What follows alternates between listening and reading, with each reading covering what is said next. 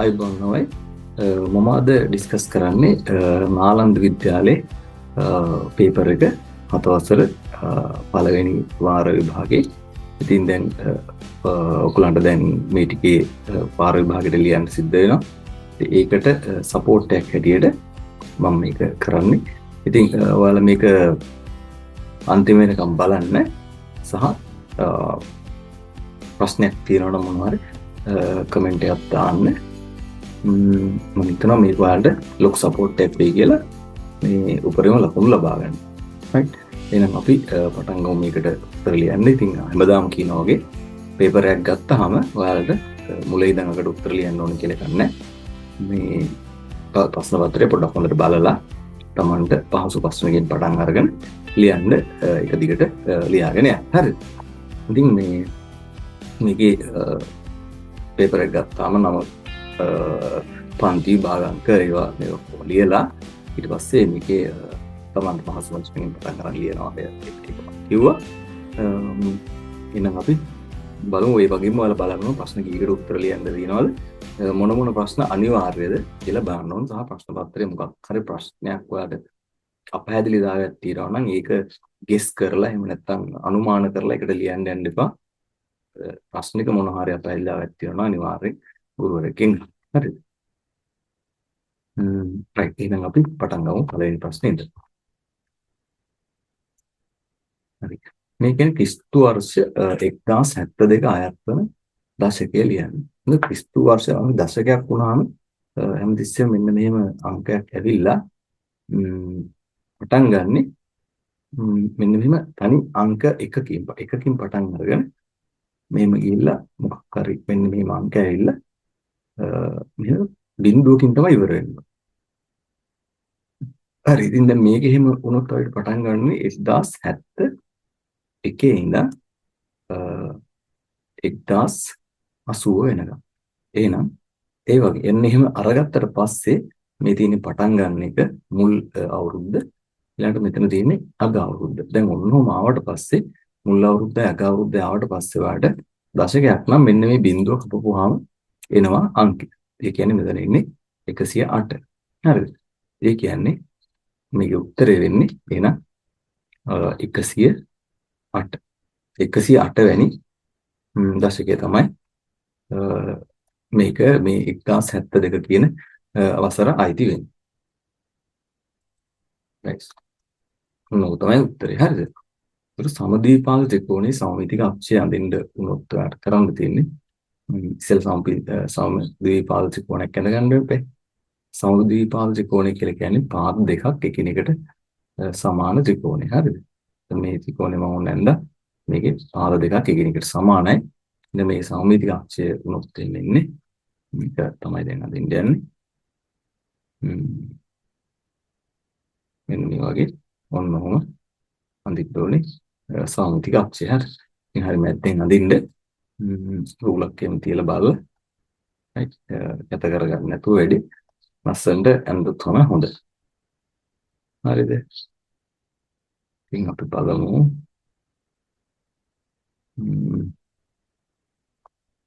මේකේ අඳලා වලට මේක සෙට් කරගන්න පුළුවන්.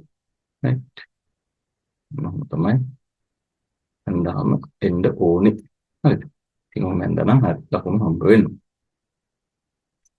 ඉතින් ඊළඟට බලමු සුළු කරන්න තියෙනවා 5 ධන 6 බෙදීම 3. දැන් මේ වගේ වුණාම ඔයාලට මම කියලා තියෙන විදිහට මේ ධන ලකුණෙන් තමයි ටර්ම්ස් එක කියන්නේ පද කැඩෙන්නේ. ඒවට මෙන්න බලපුවම ඇත්තට මේකේ පද දෙකක් තියෙනවා. මෙන්න මෙහෙම පදයක් තියෙනවා. මෙහෙම පදයක් තියෙනවා. අප තමයි පද දෙක.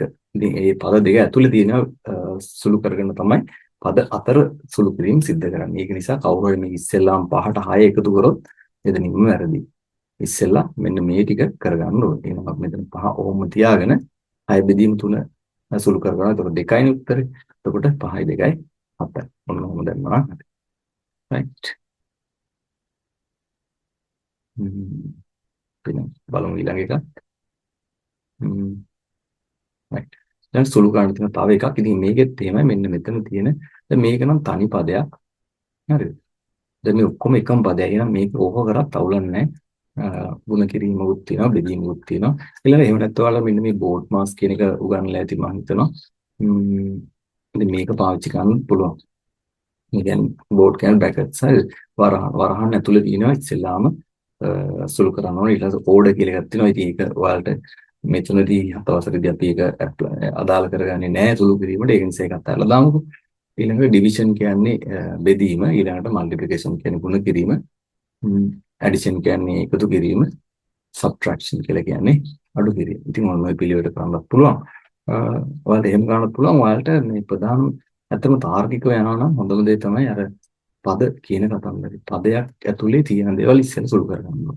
ඊට පස්සේ තමයි පද අතර සුළු කරන්නේ. දැන් මෙතන ඔක්කොම තනි පදයන් නිසා ඔයාලට මෙහෙම ගන්න පුළුවන් 6 වරක් 5 30යිනේ. 30 බෙදීම 3යි. උත්තරේ 10යි. හරි. එහෙනම් ඔයාලට මේ විදිහට ගන්න පුළුවන්.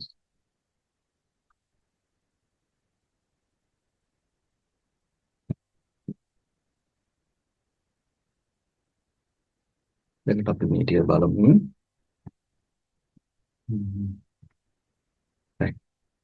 P කියන කුලකය සමාන 10ට අඩු ප්‍රථමක සංඛ්‍යා කියලා. මේ කුලකයේ වෙන් රූප සටහනක දක්වනවා නම් මෙන්න මෙහෙම අපි නමක් ඇඳලා මේකට ඊටලයක් ගහලා ඒකට නම දෙන්න ඕනේ. තිබ්බ නම P කියන නම දෙන්න ඕනේ. මේ 10ට අඩු ප්‍රථම සංඛ්‍යා තියෙන 2 3 5 6 7. ඔන්නෝම ඒ ටිකට අදාළ අවයව ටික ඒක ඇතුළට දාන්න ඕනේ. ඒතර මේ කුලකයේ අවයව ගණන ලියන්න. ඒ කියන එකේ 6 වෙනි ප්‍රශ්නේ. ඒතර මේකේ අවයව ගණන වෙන්නේ 1 2 3 අවයව 3. හරි. ඉතින් 1 2 3 මොනවද තියෙන්නේ? අවයව 3ක් තියෙනවා මේ A කියන කුලකේ.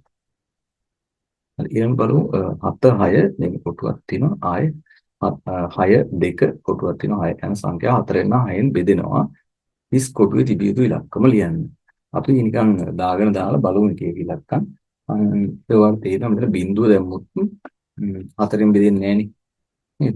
ඔයාලා දන්නවනේ අංකයක් 4න් බෙදනවද කියලා අපි හොයන්නේ. මෙන්න මෙහෙම අංකයක් අපි මේක කැමති ගාන මේ අතර තියෙන්න පුළුවන්. මේ අන්තිමට තියෙන සංඛ්‍යාව මෙන්න මෙතනින් මේ හැදෙන සංඛ්‍යාව තේරුණාද? මෙන්න මේ කෑල්ල බෙදෙනවා නම් 4න් මේ කෑල්ල මෙන්න මේ කෑල්ල 4න් බෙදෙනවා නම් මේ මුළු සංඛ්‍යාවම 4න් බෙදෙනවා. හරිද? ඒක තමයි අපේ තියෙන තියරි එක. ඒ විදිහට ගියොත් ඔයාලට තේරෙනවා බිඳුවයි 6 දැම්මාම හැදෙන්නේ 6නේ. ඒතර මේක 4න් බෙදෙන්නේ නැහැ. ඒකින්ද බිඳුව හරියන්නේ නැහැ කියන එක අපිට එකෙන්ම තේරෙනවා. හරිද? ඒක හොඳට තේරුම් ගන්න ඕන. අපි නිකන් දාලා බලමු. එක දැම්මොත් අපිට තේරෙනවා 4න් බෙදෙනවා කියන එක නම් හරි. හරිද? 16 4න් බෙදෙනවානේ. 16 බෙදීම 4 උත්තරේ 4යි. ඒ 4න් බෙදෙනවා 6න් බෙදෙනවා නම් 6න් බෙදෙනවා නම් මොකද්ද තියෙන කොන්දේසි දෙක තමයි මේ මුළු සංඛ්‍යාවම 2කින් බෙදෙන්න ඕනේ සහ 3න් බෙදෙන්න ඕනේ. 2කින් බෙදෙනවාද කියලා බලන්නේ අන්තිම ඉලක්කමෙන්නේ. ඒ අන්තිම ඉලක්කම 6. ඒ කියන්නේ ඉරට්ට සංඛ්‍යාවක්. ඒ කියන්නේ මේක 2කින් බෙදෙනවා. ඒ කියන්නේ අවුලන්නේ දැන් 3න් බෙදෙනවාද කියලා බලමු. 3න් බෙදෙනවාද කියලා බලන්නේ මේ ඉලක්කම් දර්ශකය එකතු කරලා. හරිද? මොකක්ද දෙන්නේ එතකොට අපිට 6 ධන 2 ධන 1 ධන ආයි 6. මෙන්න ගත්තාම අපිට එන්නේ 6 12යි 12යි 3යි 15යි. ඒතකොට 15න් ආයෙ අපි ගියොත් එහෙම 1 ධන 5 තරේ 6යි. හරිද? ඒ කියන්නේ 6 6 3ෙන් බෙදෙනවනේ. නේද? එහෙනම් අපිට කියන්න පුළුවන් මේ 6 3ෙන් බෙදෙන නිසා අපිට කියන්න පුළුවන් මේක 3ෙනුත් බෙදෙනවා කියලා. එහෙනම් දැන් මේ සංඛ්‍යාව 3ෙනුත් බෙදෙනවා 2කිනුත් බෙදෙනවා. ඊළඟට මෙන්න මේ කැල 4ෙන් බෙදෙන නිසා මුළු සංඛ්‍යාවම 4ෙන් බෙදෙනවා. ඒක නිසා අපිට මේ හිස් කොටුවේ 1 දාන්න පුළුවන්. හරිද? එහෙනම් හිස් කොටුවේ 1 දැම්මම නම් හරි. හරිද? right. ඊළඟට බලමු මෙන්න සංඛ්‍යා ඉලක්කම් දර්ශකයේ කීයද? ඉලක්කම් දර්ශකය ගන්න නම් අපි දැන් මෙහෙම 9 ධන 9 ධන 9 ගත්තා. ඒතර අපිට 27යි 27 ආපුවාම අපිට ආයෙත් ලියන්නවා 2 ධන 7 කියලා. ඒතකොට 2 ධන 7 9යි. එහෙනම් මේකේ ඉලක්කම් දර්ශකය වෙන්නේ 9යි. හරි. අන්න ගත්තා නේද?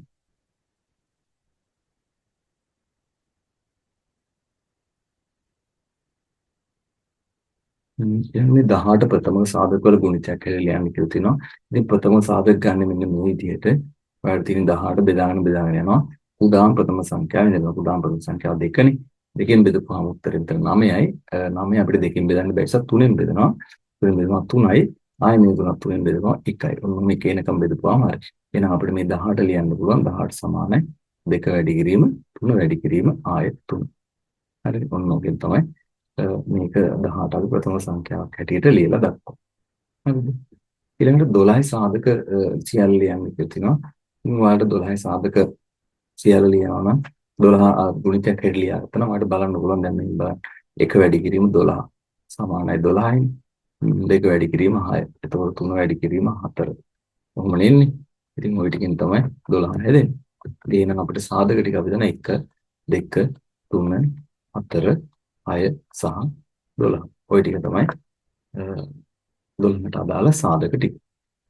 හරි. ඒ තුනෙහි බලෙහි පාදය දර්ශකය. දැන් මේ ඒ මෙන්න තුන කියලා තිබ්බොත් මේක තමයි පාදය වෙන්නේ ඊළඟ කියන්නේ දර්ශක අංකනේ මේක තමයි දර්ශකය. එහෙනම් මෙන්න පාදයේ ඒ දර්ශකයේ 3. මම ලියුවා උත්තරේ හරි.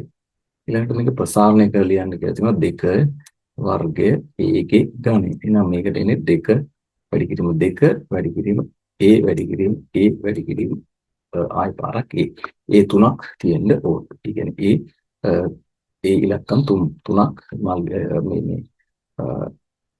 පුන වෙලා තියෙන්න ඕන. හරි. ඊළඟට බලමු 13 වෙනි ප්‍රශ්නේ කෝණයේ විශාලත්වය වෙනස් වනවා නොවන ස්වභාවය අනුව කෝණ වර්ග දෙකකි. හරිද? හරි. එහෙනම් අපිට මෙතන ඕන කරන්නේ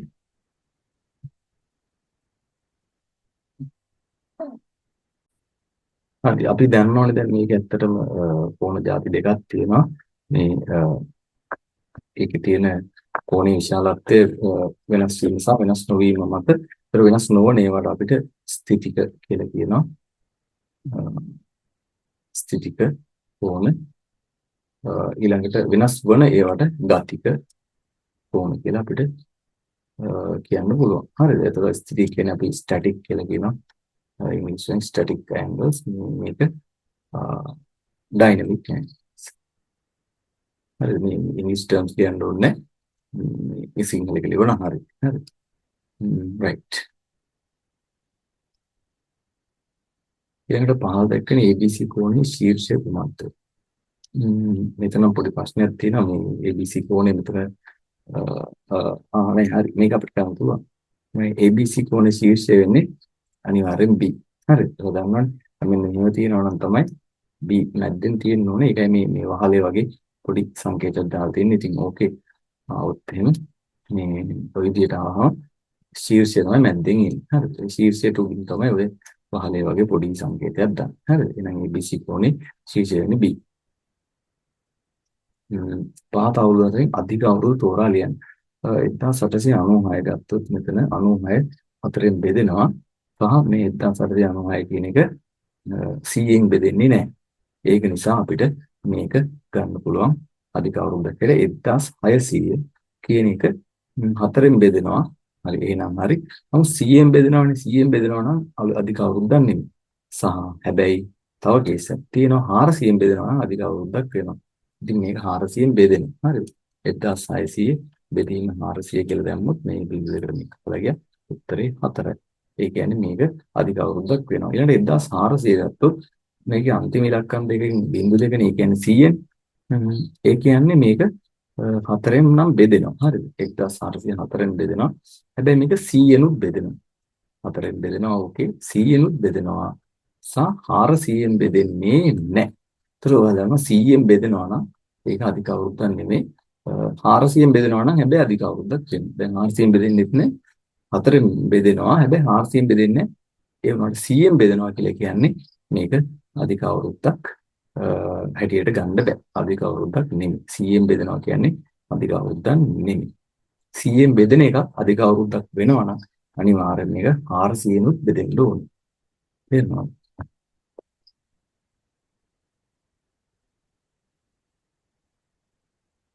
අධික අවුරුද්දේ දින කීයද? මේක හරිම ලේසි 366. සාමාන්‍ය අධික නොවන අවුරුද්දකට 365යි. අධික අවුරුද්දකදී එකක් වැඩි වෙනවා. එක දිනයක් වැඩි වෙනවා. ඒ වැඩි වෙන දිනය අයිති වෙන්නේ ඔයාලා දන්නවා පෙබරවාරි මාසෙට තමයි ඒක එකතු වෙන්නේ. එතකොට අධික අවුරුද්දක පෙබරවාරි මාසේ දින 29ක් තියෙනවා.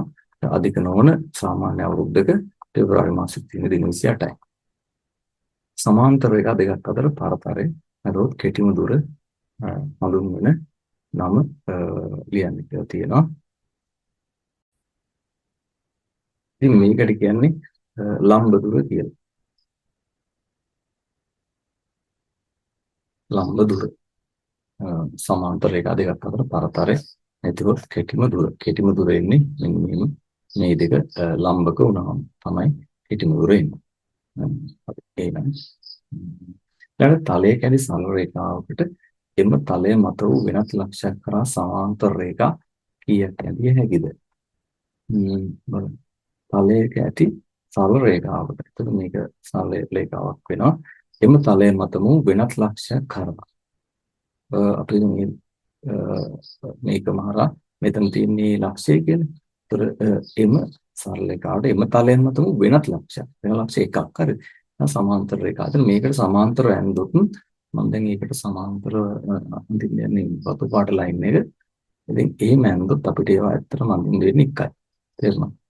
එකයි අඳින්න වෙන්නේ. මේ ලක්ෂය හරහා අපිට එකයි අඳින්න වෙන්නේ. ඒතර තව එකක් හරි ඇන්දොත් එතකොට ඒක සමාන්තර වෙන්නේ නැහැ. හරි. එහෙනම් සමාන්තර රේඛාවකට පිටින් තියෙන ලක්ෂයක් මත අර කිව්ව සමාන්තර රේඛාවට අර කිව්ව සරල රේඛාවට සමාන්තර රේඛාවක් අඳිනවා නම් අපිට අඳින්න පුළුවන් උපරිම වශයෙන් එකයි. සුළු කරන්න. මෙතන දැන් ඔයාලා තියෙන්නේ මේ සදිශ සංඛ්‍යාවක්. ඒතර මෙතන ධන 7. මේක ධන 7 අපිට ධන 7 විදිහටම ලියන්න පුළුවන්. ඔක්කොම ධන නිසා මේක ගැටලුවක් වෙන්නේ. මේක අපිට ධන 3 කියලා ලියන්න පුළුවන්. උත්තරයට අපිට ඉන්නේ ධන 10යි. හරිද? මෙතන මේක ඍණ මේක අපිට ඍණ 7යි මේ විදිහට එන්නේ. මේක ධන 3 කියලා ගන්න වෙන්නේ. දැන් එතකොට අපිට ඍණ 7 ධන 3 තියෙන්නේ. ඉතින් මෙහෙම වුණොත් එම ගන්නවා විශාලත්වය ඒ කියන්නේ අපි ගත්තොත් මේකේ මේ සංඛ්‍යාවේ තියෙන මේ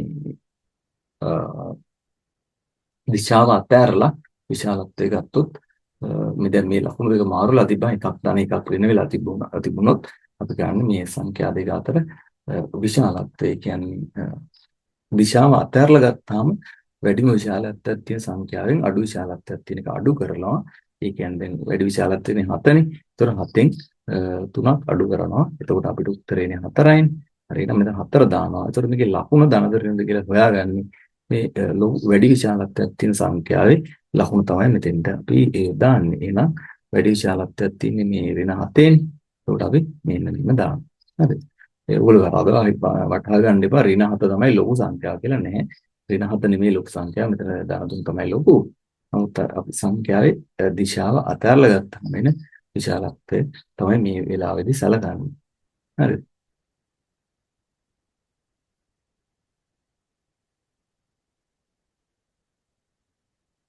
ඉතින් ওই විදිහට අපිට පළවෙනි කොටස ඉවරයි. ඉතින් මම හිතනවා ඔයාලට මේක තේරෙන්නේ නැති කියලා.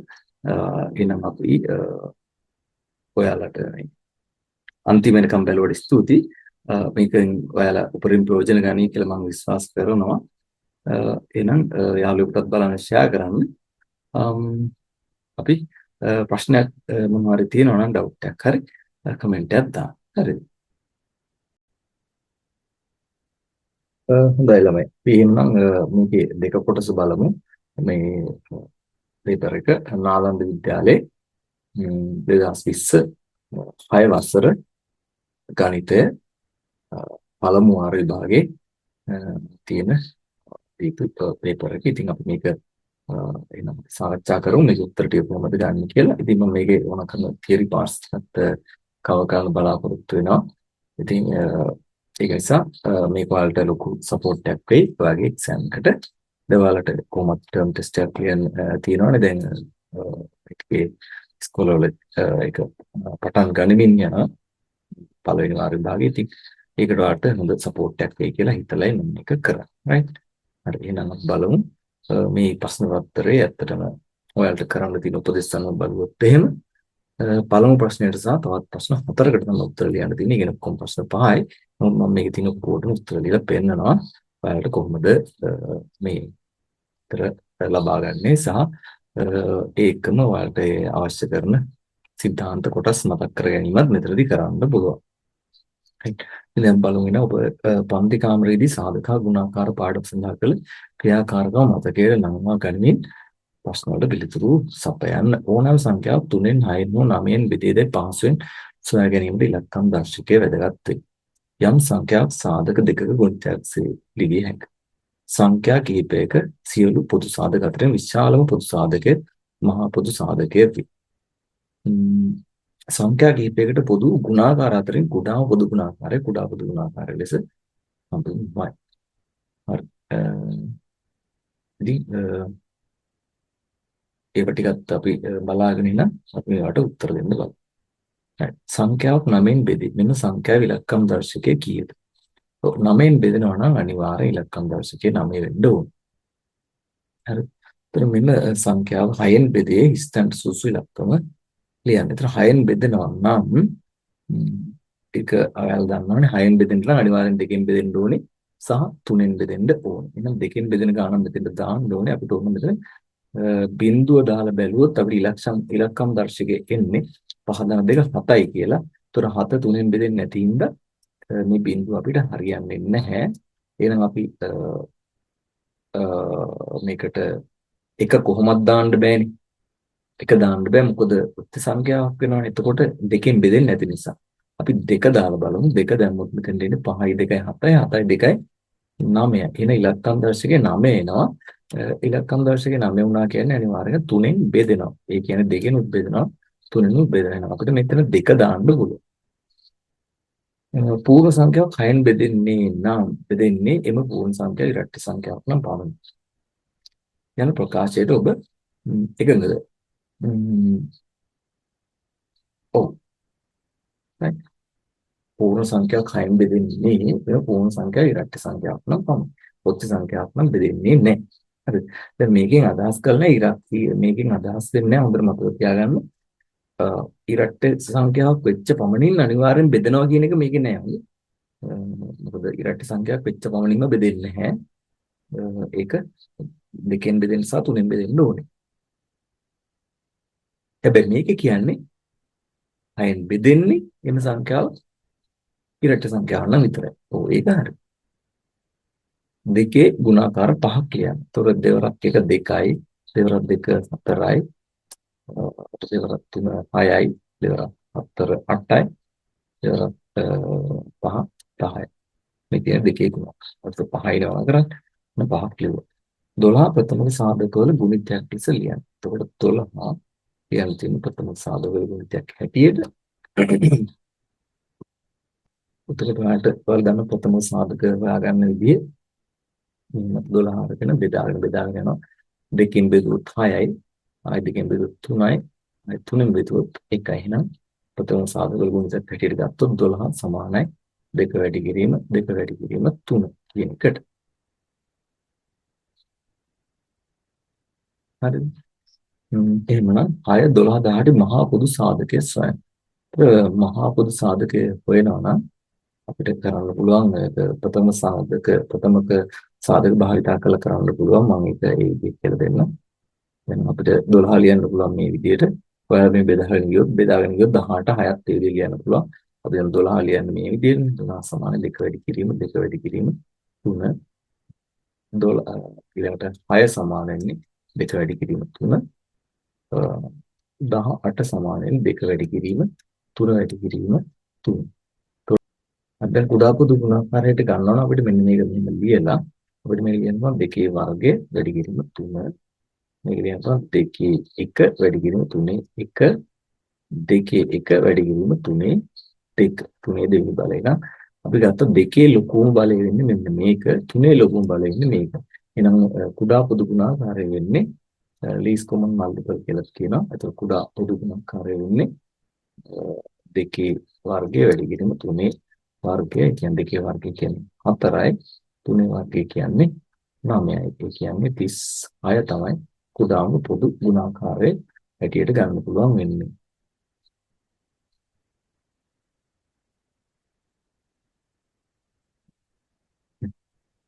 તો දින 265 මාස හා දිනවලින් ලියන්න කියලා තියෙනවා. તો දින 265යිනේ. එතකොට ඔයා බලන්න ඕනේ මාස කීයක් තියෙනවද කියලා බලන්න 30න් බෙදන්න ඕනේ. එතකොට 265 ගත්තොත් එනවාට අපිට ගන්න පුළුවන් අ,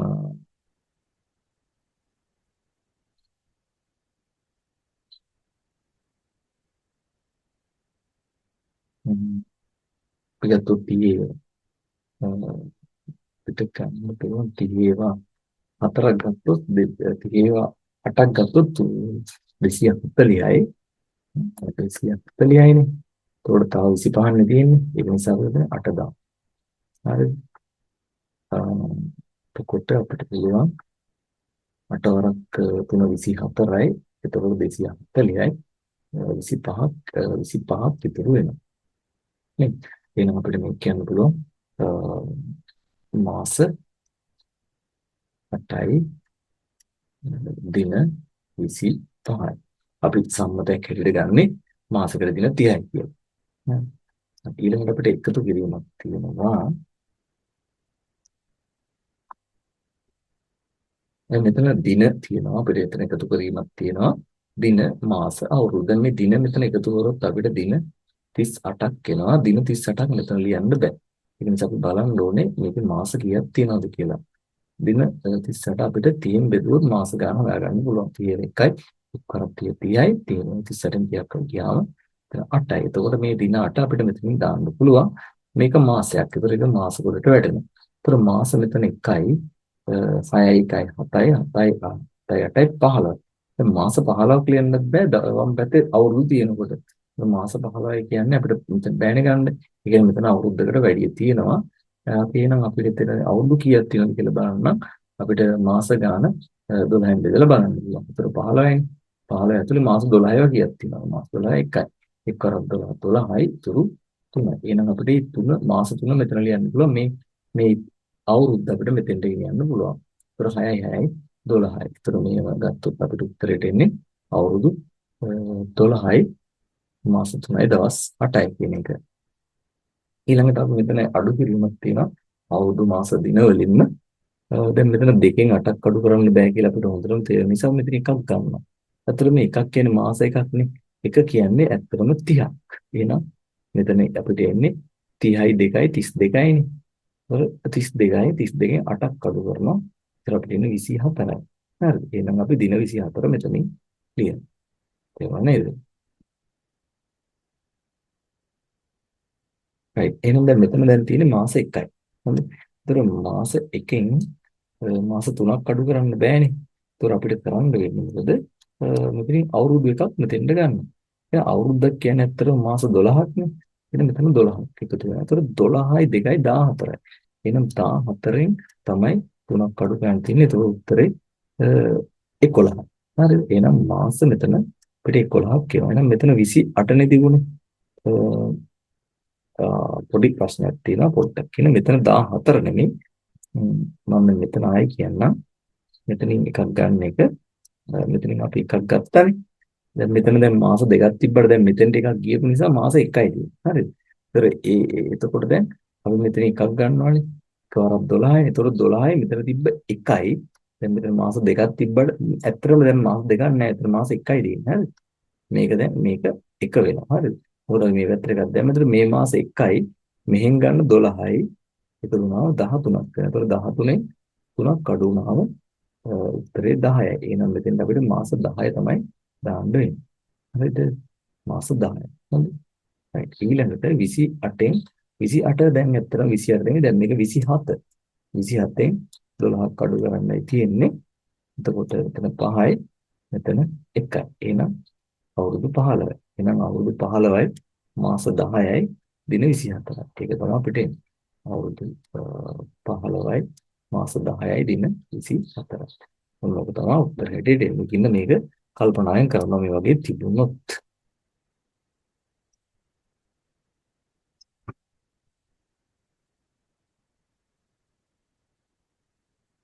එතකොට මේක පමුගේ උපන්දිනය 2013 9 මාසේ 7 වෙනිදා. ඔහුගේ සොහොයුරිය ඔහුට වඩා අවුරුදු 2යි මාස 6යි දින 3ක් බාල නම් ඇයගේ උපන්දිනය සොයන්න.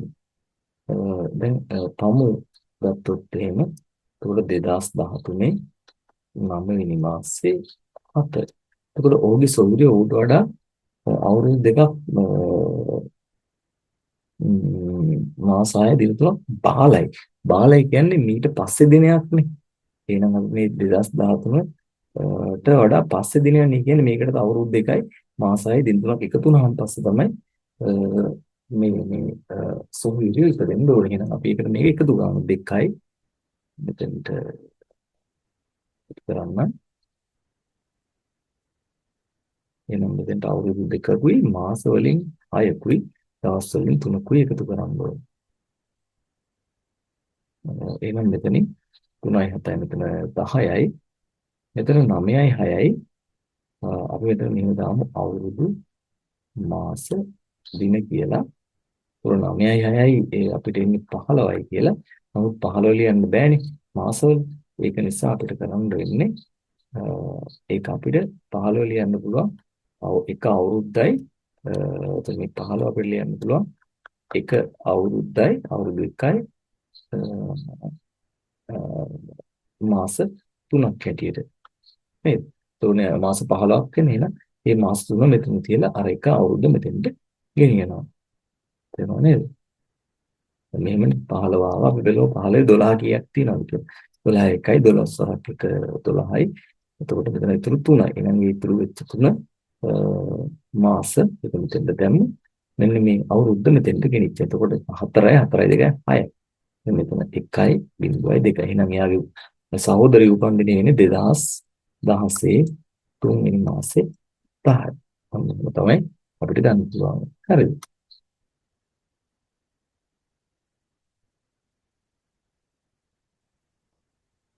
ඊළඟට කෝණ ගැන තියෙනවා. කෝණයක් මනින සම්මත ඒකකයේ කුමක්ද? කෝණයක් මනින සම්මත ඒකකයේ තමයි අංශකය. අංශක වලින් තමයි කෝණ මනින්නේ. කෝණ වර්ගීකරණයට අනුව කෝණ වර්ග නම් කරන්නේ. එතකොට A කියන්නේ සුළු කෝණයක්. B කියලා කියන්නේ මහා කෝණය. C කියලා කියන්නේ ඍජු කෝණය.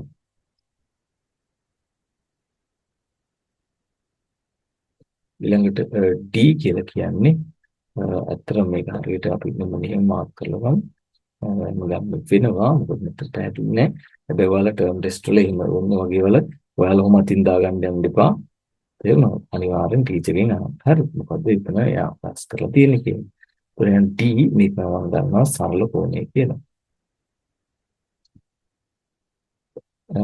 E එකට දාන්න වෙන්නේ ඒක පරාවර්ත කෝණය. දැන් තමයි මේක අපිට තේරුම් ගන්න පුළුවන්. ඒක ඔරලෝසු මූණතක කටු අතර මිනිත්තු 5කදී දක්වන කෝණය අංශක තියෙනවා. හරි.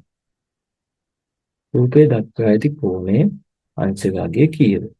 එතකොට මේකෙන් කියන්නේ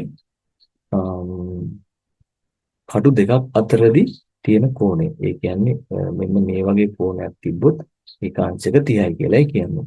ඉතින් එහෙමනම් මේ කටු දෙක අතර දක්වන කෝණය වෙන්න ඕනේ. මෙතන දැන් මේ වගේ 30 වගේක් තියෙනවා. මෙහෙන් බෙදලා මෙහෙන් බෙදලා මොන් බෙදලා ගත්තොත් 30 1යි 2යි 3යි 4යි. එහෙනම් මේකේ අපි A කොටසට එන උත්තරේ එන්නේ 5 වැඩි කිරීම 4 සමානයි අංශක 20යි. සෝරි 5 වැඩි කිරීම 4 නෙවෙයි මෙතන 4 වැඩි කිරීම 30 එන්න ඕනේ. හරිද? මොකද අපිට මේ අංශක 30 4ක් නෙදී. දැන් 30 වැඩි කිරීම 4 එතකොට අපිට එන්න ඕනේ 120යි කියලා. අංශක 120ක් වෙනවා මේ කටු දෙක අතර. මේ ඇඳලා තියෙන කටු දෙක අතර. හරිද? හරි. එහෙනම් අපි ඊළඟට බලමු එම කෝණය කුමන වර්ගයේ කෝණයක්ද? ඒක ඇත්තටම මහා කෝණය. මොකද මහා කෝණයක් තමයි 90ට වඩා වැඩි 180ට වඩා අඩු. රූපේ දක්වා ඇති කෝණේ බාහුව දෙක නම් කරනවා. බාහුව වෙන්නේ AB සහ B C මේක තමයි බා දෙක. එහෙනම් මෙන්න මේ P වර්ගය Q ගණේ ප්‍රකාශනයේ ගුණිතයක් සේ විහිදුවා ලියන්න. අපිට මේක ලියන්න පුළුවන් P වර්ගය මේ අපි බලමු P වර්ගය Q ගණය සමානයි P වැඩි කිරීම P වැඩි කිරීම Q වැඩි කිරීම Q වැඩි කිරීම Q මේ ලියනවා නම් උත්තරය හම්බ වෙනවා. ඒතර මේක ප්‍රකාශනයේ දර්ශකයක් ආකාරයට ලියන්න ඕනේ. මෙතන අපිට ලියන්න පුළුවන් 7යි y ඒවත් තුනක් තියෙන. ඒතර y ගණය 7යි y ගණය 7යි y ගණය මෙන්න මේකට උත්තරය. හරි. මේ ප්‍රශ්නෙට උත්තරය. මම මේ මෙතන ලියනවා පේපර් එක මතම. ඕගොල්ලන්ට මේ පේපර් එක මතම ලියන්න බැරි වෙන්න පුළුවන්. ඒ වුණොත් ඔයාලා කොලයක් අමුණලා ඒ කොලේ හරියට ප්‍රශ්න අංකය දාලා උත්තර ලියන්න. හරි. 27 පාදය 3 වූ දර්ශක අංකනේ ලියන්න. 27 පාදය 3 වූ දර්ශක. හරි.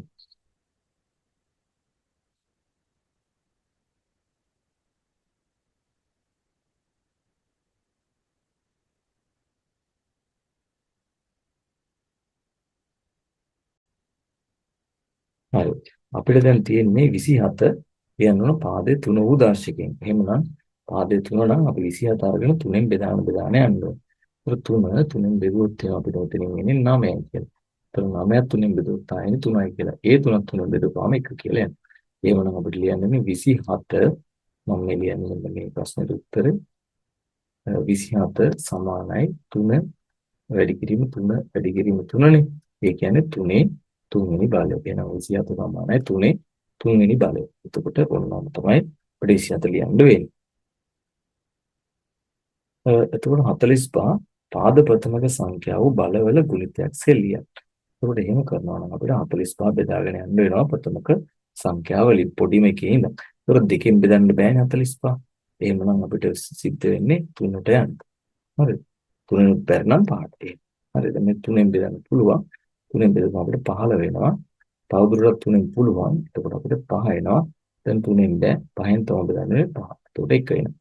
එහෙනම් අපිට ලියන්න වෙන්නේ 45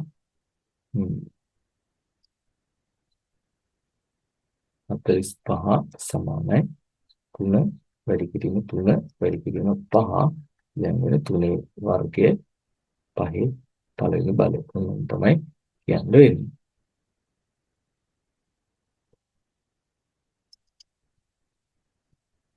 ඊළඟට අපිට පුළුවන් p සමානයි 3 සහ q සමානයි 2 නම් මෙන්න මේ p වර්ගය q ගණයේ අගය සොයන්න.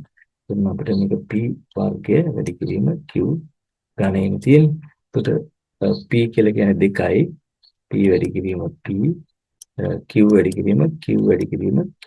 එහෙනම් අපිට මේක ලියන්න පුළුවන් p වැඩි කිරීම p ගේ එතකොට අපිට එන්නේ p වැඩි කිරීම p කියන්නේ 2 වැඩි කිරීම sorry 2 නෙමෙයි p කියන්නේ 3යිනේ. පිළියන්න පුළුවන් 3 වැඩි කිරීම 3 q කියන්නේ 2 2 වැඩි කිරීම 2 වැඩි කිරීම 2 3 අර 3 9යි දෙකේ තුන්වෙනි බලය කියන්නේ 8යි. හරි 8 වර 9 72යි. එහෙනම් මේක තමයි උත්තරය. සංඛ්‍යා රේඛා භාවිතයෙන් අගයස්වන්න මේක වලට සංඛ්‍යා රේඛා අඳින්න වෙනවා. මේක ඇතුළේ පෙන්නන්න මේක මම සරල ක්‍රමයකට කියලා දෙන්නේ. එක එක විදිහට කරන්නත් ඉඩ තියෙනවා එක එක ස්කෝලවල. අපි සරල විදිහකට යමු. right 1 2 3 4 5 6 7 ඍණ 1 ඍණ 2 හොම. එහෙනම් අපි ධන පහ අපි ඉස්සෙල්ලම අපි යනවා ධන පහ පැත්තට. පටන් ගන්න තැන ධන පහනේ තියෙන්නේ. ඉතින් අපි ධන පහ පැත්තට යනවා බිඳුවෙන් ඉඳන්. ඔන්න බිඳුවෙන් ඉඳන් ගියා ධන පහ ළඟට. හරිද? ඊට පස්සේ අපිට තියෙන්නේ ධන 1 ධන 1 නම් අපිට තියෙන්නේ දකුණු පැත්තට යන්න. හරිද? දකුණු පැත්තට එකක් යනවා. එහෙනම් මොනතන තමයි උත්තරේ දෙන්නේ. උත්තරේ ඉන්නේ මෙතන උත්තරේ ඉන්නේ 6. එහෙනම් ඔයාලට පළවෙනි එකේ උත්තරේ තේරෙන්නේ නැති කියලා මම හිතනවා. හරි. අපි දෙවෙනි එකට යමු.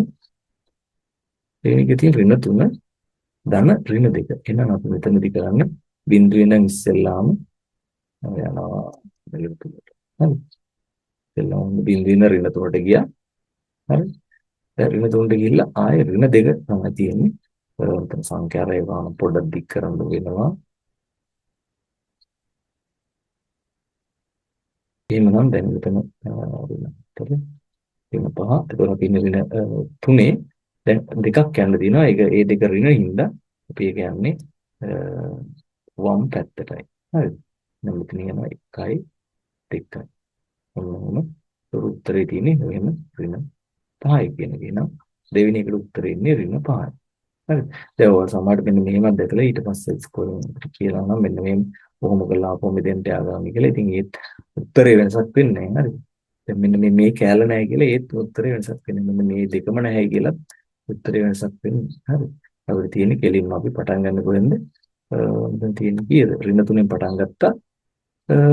මේ දෙක ඍණ නිසා මේ දෙකට ඒ දෙකේ දිශාව ඍණනේ. එහෙනම් වම් පැත්තට මොනවාද පියවර දෙකක් ගියා. එතකොට උත්තරේ හම්බ වෙනවා. උත්තරේට අපිට එන්නේ උත්තරේ ඍණ 5යි කියන එක.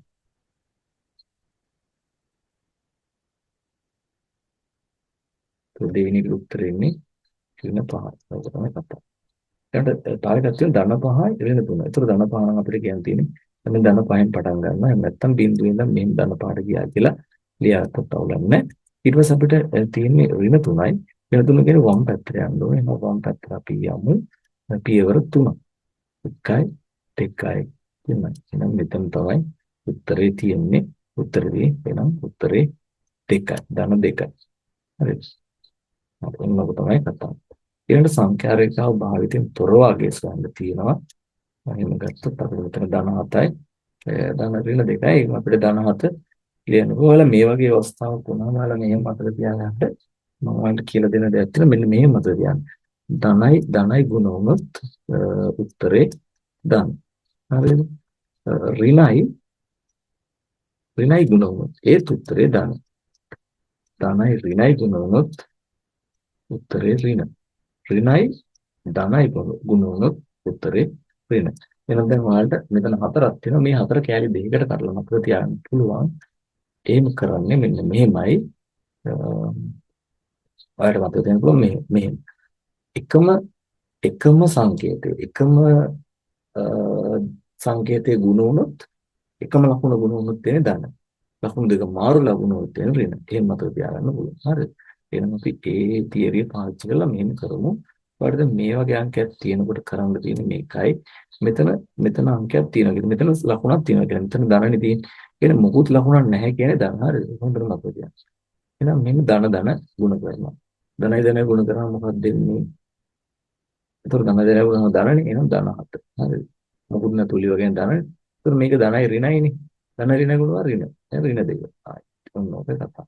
දැන් මේ විදිහට අපහාම කරන්න තියෙන්නේ පොඩි එක ලොකු එකෙන් අඩු කරන. පොඩි විශාලත්වය ලොකු විශාලත්වයෙන් අඩු කරනවා. ලොකු විශාලත්වයේ අගේ මේ ලකුණ තමයි උත්තරේ දෙන්නේ. හතෙන් දෙකක් ගියම් 5යි. ඒතර මේ 7 දානනේ. එහෙනම් උත්තරේ දාන 5. හරිද? ඊළඟට බැලුවොත් අපිට වෙනවා ඍණ 4 ධන බිඳුව. මේක නැති ඇති දැන් නැහැ. බිඳුවක් එකතු කරා කියලා කිසි වෙනසක් වෙන්නේ නැහැ. උත්තරේ ඍණ 4ම තමයි. එතකොට මේක තියෙනවා 3 බෙදීම 5 ධන ඍණ 1 බෙදීම 5 කියලා. එහෙනම් මේක අපිට ගන්න පුළුවන් වෙන්නේ මෙතන ධනනේ. ධනයි ධන එහෙනම් ධන 3 බෙදීම 5. මෙතන ධනයි ඍණයි කියන්නේ ඍණ 1 බෙදීම 5. එහෙනම් උත්තරේ වල ගන්න පුළුවන් 3 ඍණ 1 බෙදීම 5. මෙතන පොදු හරයක් තියෙන නිසා එහෙනම් 2 බෙදීම 5. උත්තරේ 2 බෙදීම 5. ඊළඟට මේ ඍණ 8.1 ධන 2.3 වගේ තියෙන්නේ. දැන් මම කියන්නේ මෙතන තියෙන ධන කියන. එහෙනම් ධනයි ඍණයි ගුණ වුණාම ඍණ. හරිද? දැන් ඍණ 8.1 ධනයි ගුණ වුණාම ධන 2.3. එහෙනම් මේ වෙලාවේ අපිට දැන් ලොකු විශාලත්වයෙන් පොඩි විශාලත්වයට අඩු කරනවා. අඩු කරලා ලොකු විශාලත්වයේ ලකුණු තමයි උත්තරේට එන්නේ. නම් 8.1කින් අපි අඩු කරමු 2.3.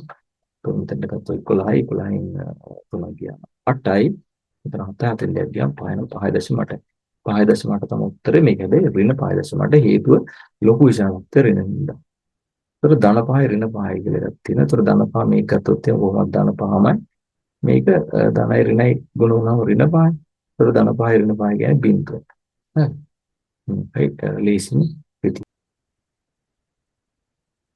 හරි ඊළඟට බලමු මේකේ අන්තිම ප්‍රශ්නේ 6.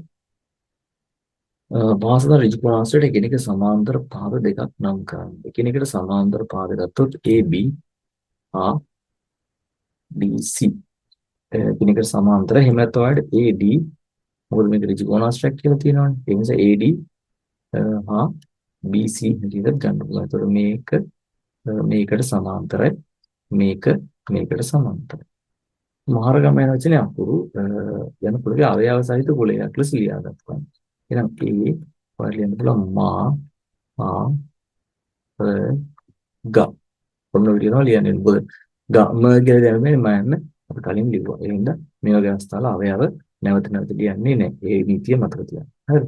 ඒ ඉහත කුලකයේදී අවයව ගන්න කියන අවයව කැදලා තමයි හතර හැටියට තමයි අපිට ගන්න වෙන්නේ. හරි.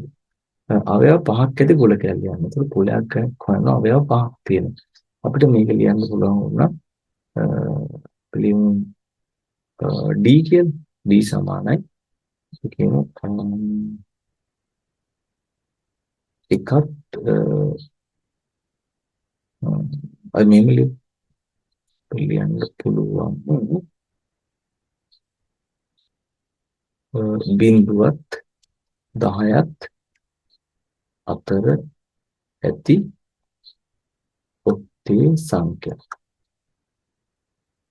එහෙනම් මම මේකේ තියෙන ඇත්තටම අවයව 5යි නේ 1 3 5 7 9 ඔය ටික නේ අවයවෙන්. ඒතකොට මේ වාඩ මේ අවයව ලියනවා නම් D කියන්නේ මෙන්න මෙහෙම 1 3 5 7 9 මෙහෙම ලියන්න හැබැයි ඕනේ නෑ මොකද අපිට එහෙම ලියන්න කියලා නෑ අවයව ලියන්න කියලා නෑ. අවයව පහක් තියෙන කුලයක ලියන්න කියලා කියනවා. ඊළඟට බලමු ඊට හතරේ ලියන කුලකයේ නිශ්චිත පොදු ලක්ෂණ විස්තර ලියන්න කියලා අවශ්‍යයි. මේක මට පොඩි ප්‍රශ්නයක් තියෙනවා විතරයි. එන්නේ අපි ඇත්තටම අපි ඒක නිවේදනය කරන්නේ නිශ්චිත පොදු ලක්ෂණය වලින් අවයව පහකද කුලකයක් ලියන්න. එහෙනම් මම මේ කරමු. අපි උත්තර දෙක මාරු කරමු. හරිද? ඒතර මේ D කියන උත්තරේ වලට ගන්න පුළුවන් මේකට. මේ D මේ උත්තරේ එනවා මේකට. මේක කියන්න පුළුවන්. මේ පොදු ලක්ෂණය ලියලා තියෙන්නේ. අපි මේකට උත්තරයක් වෙනම දාමු. අපි මේකට දාමු මෙහෙම කියලා. D සමානයි 1 3 5 7 9 කියලා. ඔන්න හොදා. D කියන්නේ මෙන්න මේ කුලකය. හරිද? අවයව පහෙන්දී. හරිද? ඊළඟට ඊට හතරේ ලියන ලද කුලකයේ නිශ්චිත පොදු ලක්ෂණයේ විතර ලියන්නේ නැවත ලියන්න. ඒ පොදු ලක්ෂණය අපි ලිව්වා D කියන්නේ බිඳුවත් 10ක් අතර ඇති ඔත්තේ සංඛ්‍යාව. මොනක් තමයි අපේ කුලක අංකය. අපි ලියා දැක්වීම. පොද 2019 වසරේ පැවිදි පහවස ශිෂ්‍යත්වයේ ලකුණු 100ට වඩා වැඩි ලකුණු ලැබූ සිසුවෝ යන නිශ්චිත අර්ථ දැක්වෙන කුලකයක්ද? ඒක 2019 වසරේ පැවිදි පහවස ශිෂ්‍යත්වයේ ලකුණු 100ට වඩා ලකුණු ලැබූ සිසුවෝ. ඒක නිශ්චිත අර්ථයෙන් ගන්න පුළුවන් කුලකයක් කියලා. මොකද ඒක අනිවාර්ය නිශ්චිත ගණනක් තියෙනවා. 2019 වසරේ පැවිදි පහවස ශිෂ්‍යත්වයේ භාගයෙන් 100ට වැඩි ගත්තු ළමයි. කියන්නේ නිශ්චිත අර්ථ දැක්වෙන කුලකයක් හැටියට ගන්න පුළුවන් ගණිතමය වශයෙන්.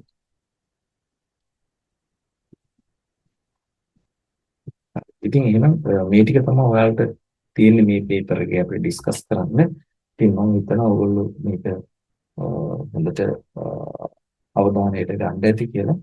ඉතින් එහෙනම් අපි මම ප්‍රාර්ථනා කරනවා ඔයාලට හොඳම ලකුණු ලැබෙන්න කියලා ඔයාලට ටෙස්ට් එකේ. ඉතින් එහෙනම් අපි තව පේපර් එකකින් හම්බෙමු. ඔයගොල්ලෝ තව ඔයගොල්ලන්ගේ යාළුවන්ට බලා ගන්න පුළුවන් වෙන්න මේ වීඩියෝ එක ෂෙයා කරන්න. මේක උත්තරියම සෝජන ගන්න. තනියම උත්තර කියලා බලන්න පුළුවන් තරම් ප්‍රැක්ටිස් කරන්න. හරි. Okay එහෙනම් I wish you all the best.